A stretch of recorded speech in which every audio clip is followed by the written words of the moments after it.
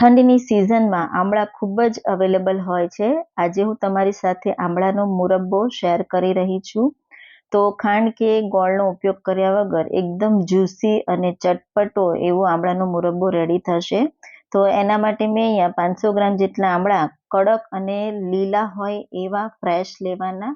તો આ રીતે આમળામાં ફોકની મદદથી આ રીતે આપણે હોલ કરી દઈશું. તો બધા જ આમળાને આ રીતે આપણે હોલ કરવાના છે. તો હોલ કરી દઈશું.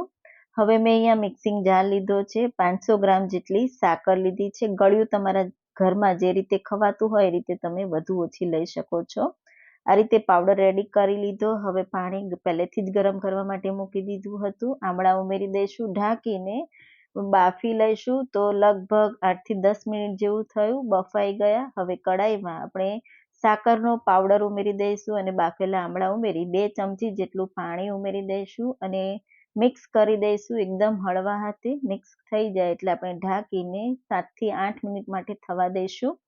તો ફરી પાછું ચેક કરી લેવાનું, ફરી ઢાંકીને થવા દઈશું. તો તમે જોઈ શકો છો ચટપટો ટેસ્ટી એવો આમળાનો મુરબ્બો રેડી થઈ ગયો.